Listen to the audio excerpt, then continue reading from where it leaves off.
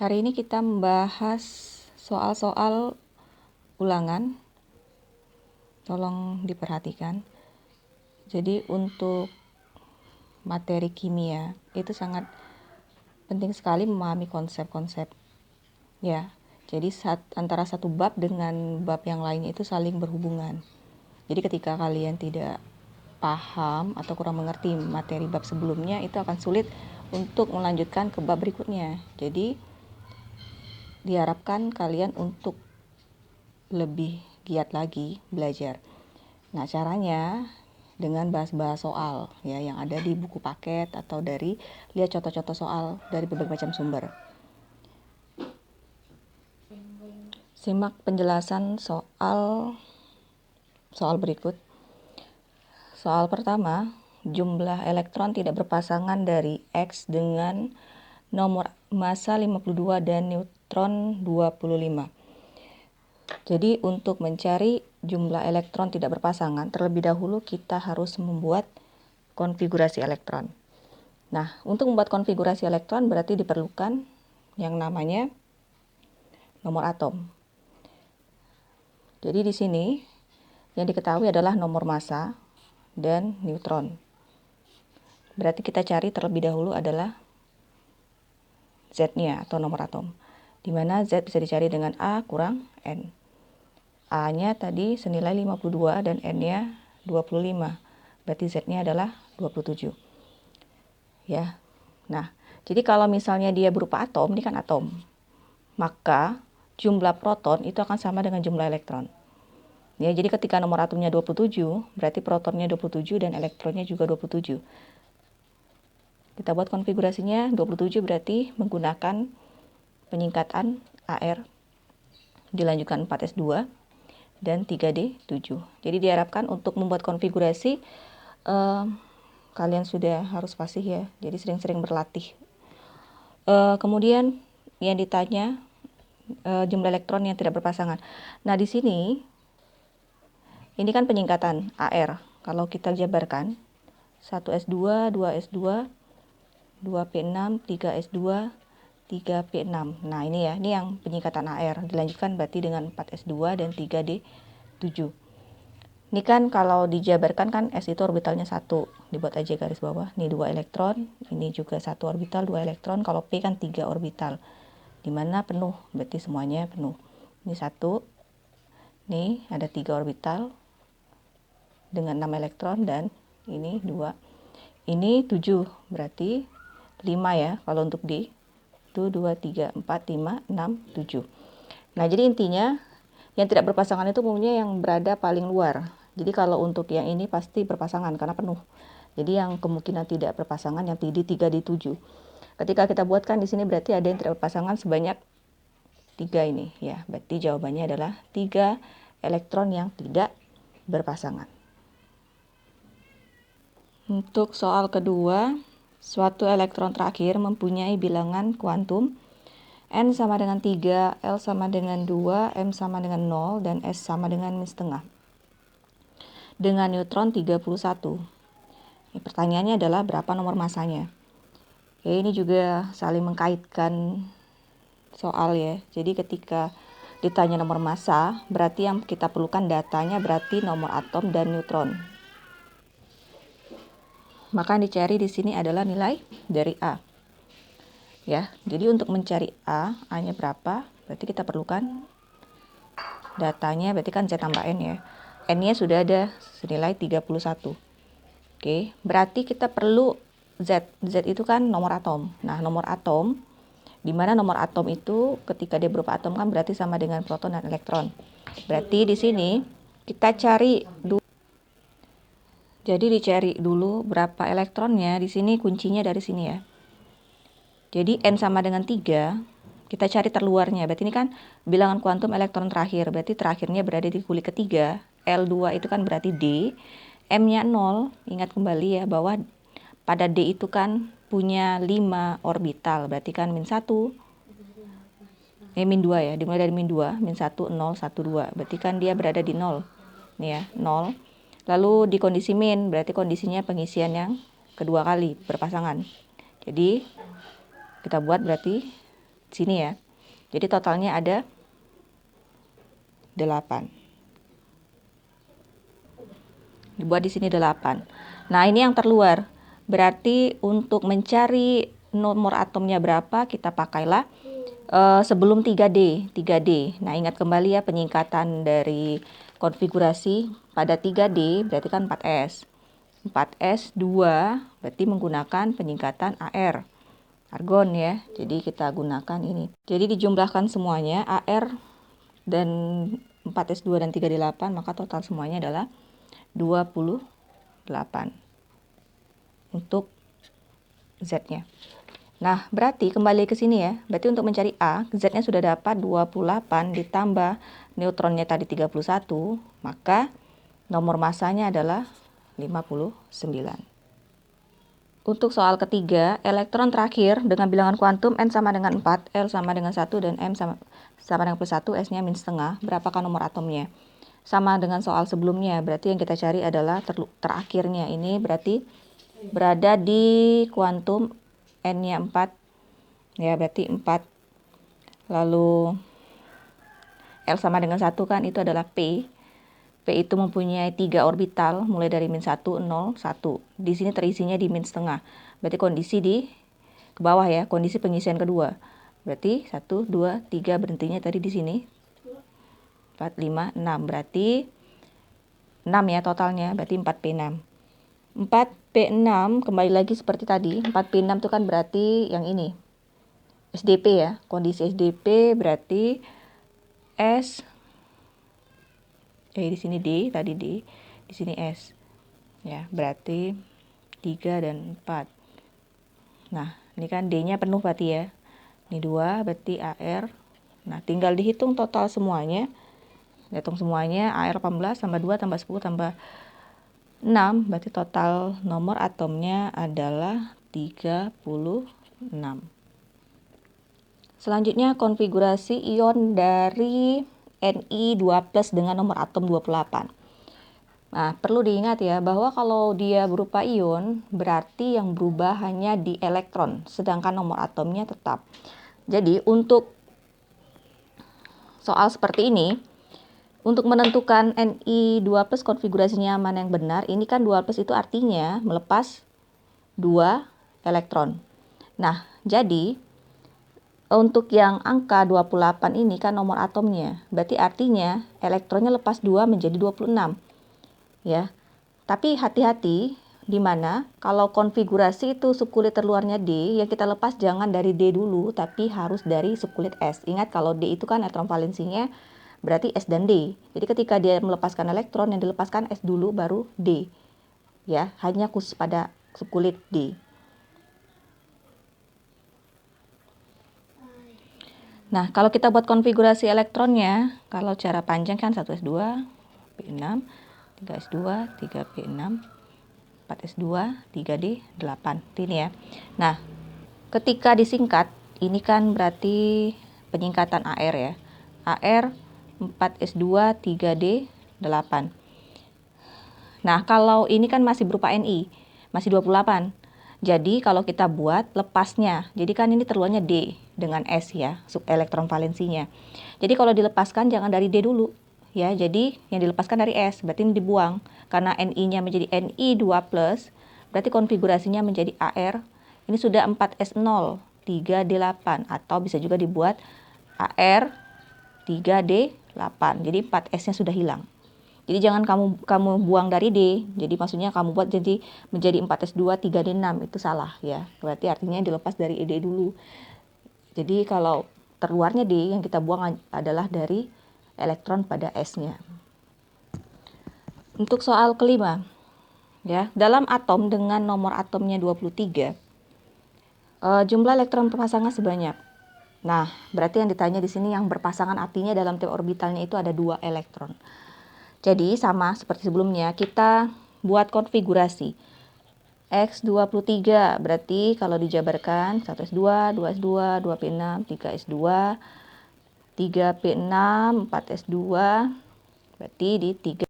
Jadi untuk menentukan yang mana yang berpasangan berarti penuh ya. Berarti kalau penuh berarti otomatis mulai dari awal. Dari awal berarti dari sini penuh. Untuk yang 3D3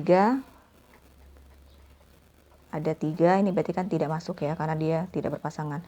Ingat saja, berarti ini kan cuma satu orbital terisi 2, ini juga satu orbital, ini ada 3 orbital terisi penuh. Ini 1 terisi, ini 3 terisi penuh, dan ini 1.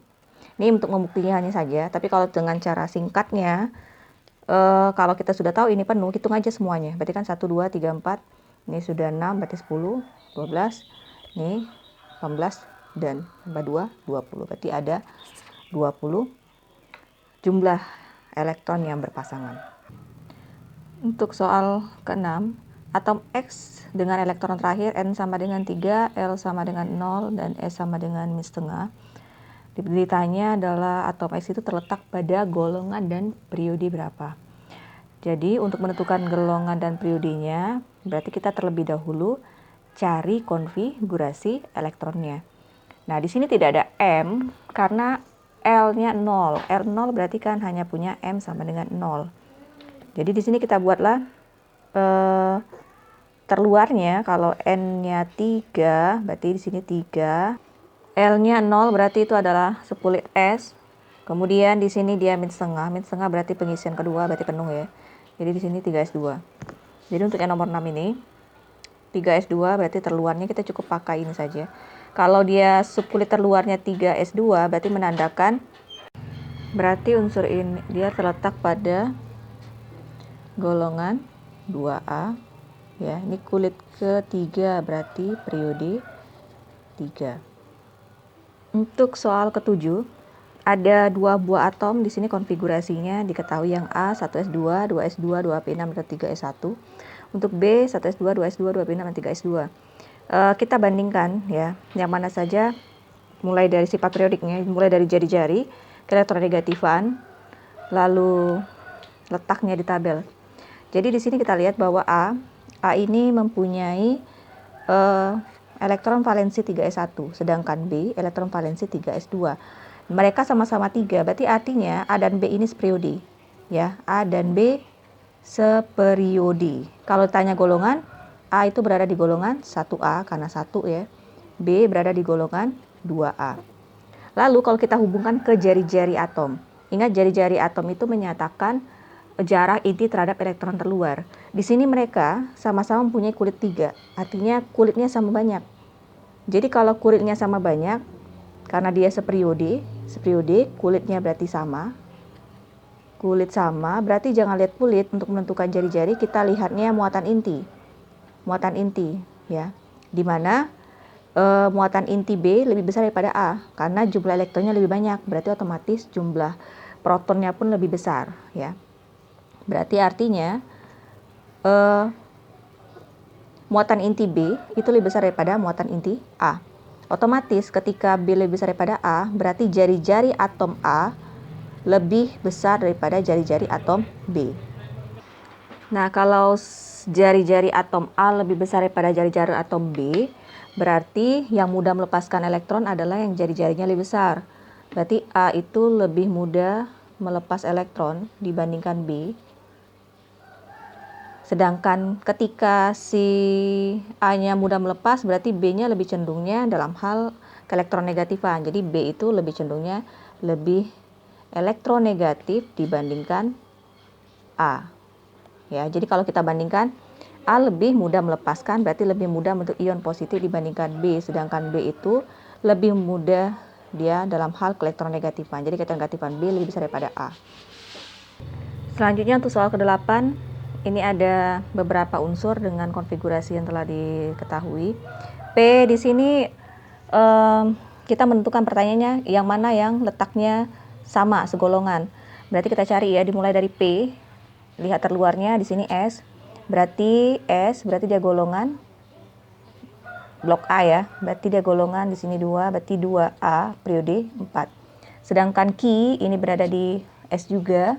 Berarti dia golongan, karena di sini 1, dia golongan 1A, periode 4. Nah, untuk R ini, hati-hati ya. Jadi ada soal yang tidak mengikuti Aufbau. Ini contoh soal yang ada di ulangan ya. Jadi dia 3D dulu baru 4S, tapi kalian untuk menentukan golongan periode ini jangan mengikuti konfigurasi ini, kita harus buat menjadi aufbau untuk menentukan golongannya.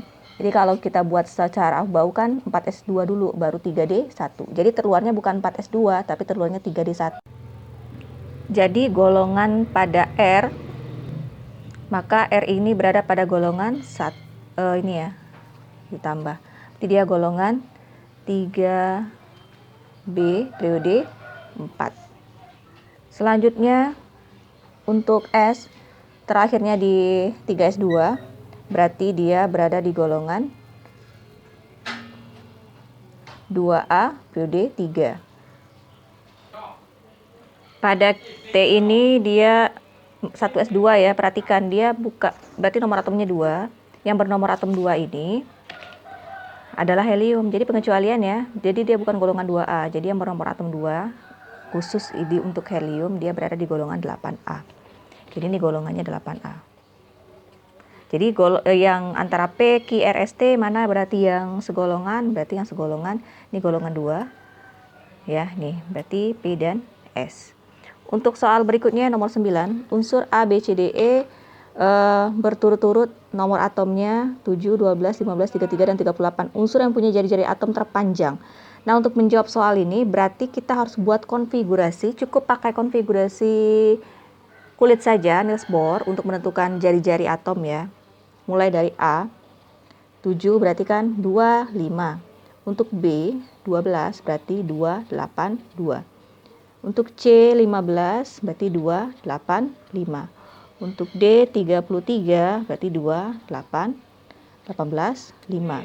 Kemudian untuk E 38 berarti 2, 8, 18, 8, sisanya tinggal 2.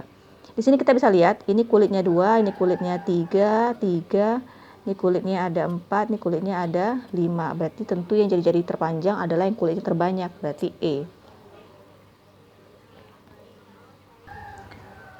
Untuk soal 10, ada unsur P, Q, R, S, T lagi. Di sini konfigurasinya sudah dicantumkan, P2881, Q284, R26, S27, dan T282. Ditanya adalah yang mana yang punya afinitas elektron terbesar. Jadi yang ditanya afinitas elektron terbesar itu yang mana. Nah, ingat afinitas elektron itu adalah ukuran kemampuan untuk menarik elektron. Semakin kuat dia menarik elektron, berarti semakin besar nilai afinitasnya. Nah, kalau kita bandingkan yang sudah pernah saya bahas sebelumnya mengenai sifat periodik unsur, bahwa semakin ke kanan dalam satu periode, jari-jari kan semakin kecil, berarti gaya tarik semakin kuat. Berarti dia cenderungnya bukan melepas, dia cenderungnya menarik elektron. Berarti daya tariknya kuat dari kiri ke kanan, berarti nilai afinitas elektronnya juga semakin besar. Nah, berarti di sini kita ambilnya adalah yang paling kanan pada tabel periodik dan paling atas. Begitu nyarinya. Kan antara dari bawah ke atas dengan ke kanan itu imbang ya.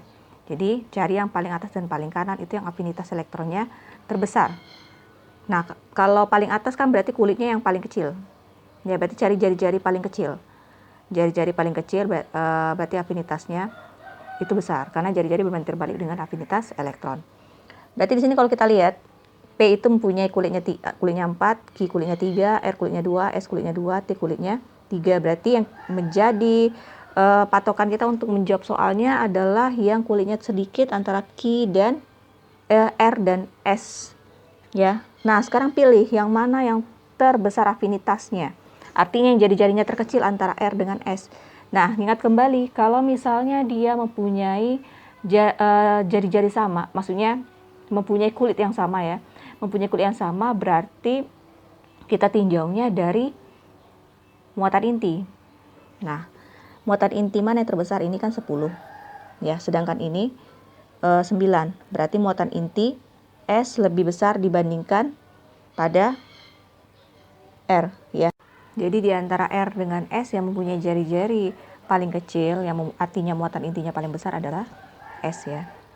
Jadi S itu jari-jari terkecil berarti artinya dia mempunyai afinitas elektron terbesar yang menandakan dia yang paling kuat dalam daya menangkap elektron. Ya, demikian pembahasan untuk soal-soal ulangan. silakan kalian pahami kembali.